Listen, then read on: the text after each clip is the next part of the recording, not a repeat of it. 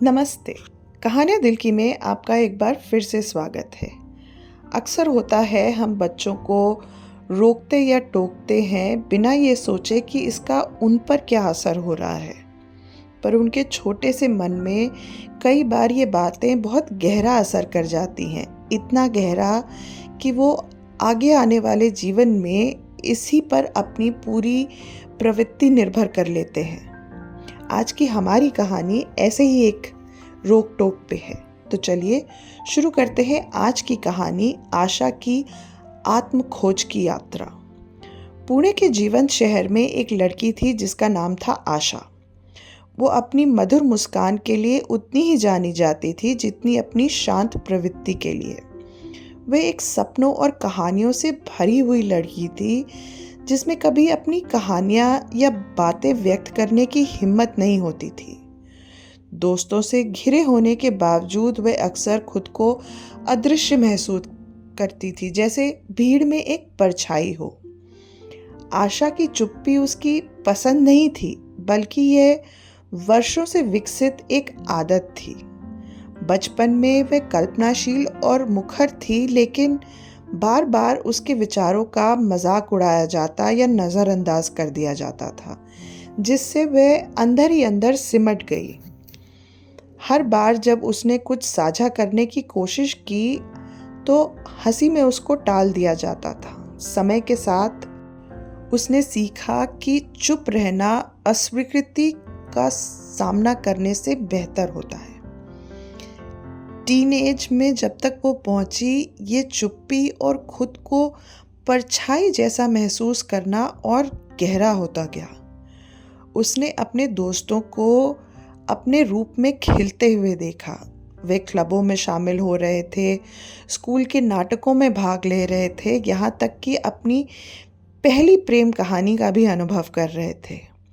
वहीं आशा खुद को एक बाहरी व्यक्ति की तरह महसूस करती थी, ये सोचते हुए कि आखिर वो इतनी अलग क्यों है।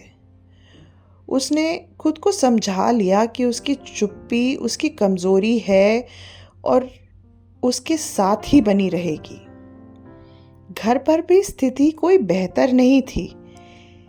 परिवार जब सम्मिलित होता था तो जैसा लगता था सब एक दूसरे के ऊपर से बोल रहे हो, और जब आशा ने अपनी इन भावनाओं को साझा करने की कोशिश की तो उसे हमेशा बोल दिया जाता था कि तुम बहुत ज़्यादा सोच रही हो, इतना हर चीज़ के बारे में सोचने की ज़रूरत नहीं होती।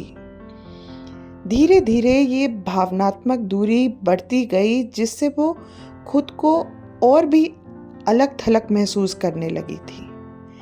एक दिन जब उसकी सबसे अच्छी दोस्त मीरा ने उसे एक बड़ी जन्मदिन पार्टी का आमंत्रण दिया तो आशा गई। तो वहाँ पे संगीत, हंसी और अंतहीन बातचीत भी थी, लेकिन इस सब के बीच में वो खुद को अदृश्य महसूस कर रही थी।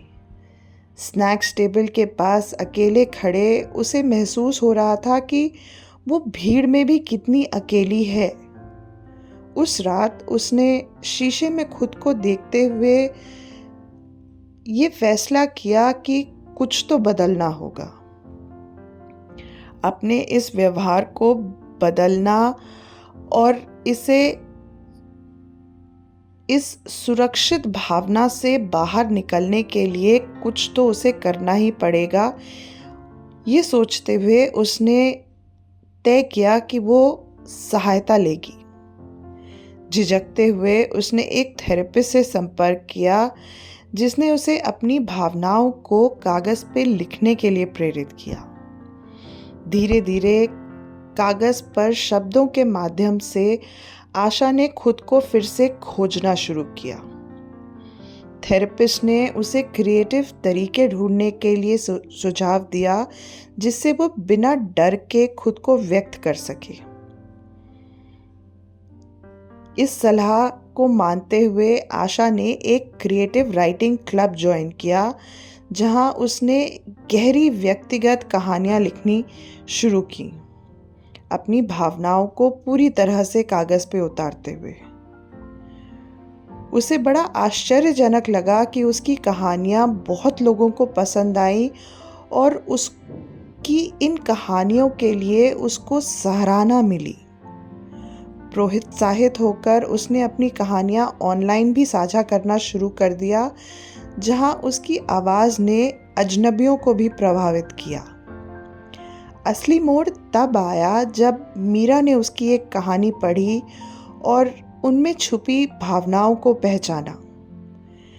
मीरा ने आकर आशा से माफ़ी मांगी उन सब पलों के लिए जब उसने आशा को अनजाने में नज़रअंदाज किया था।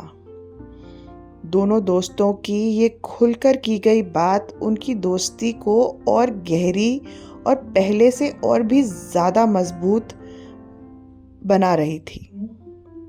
अगले कुछ महीनों में आशा और ज़्यादा लिखने लगी।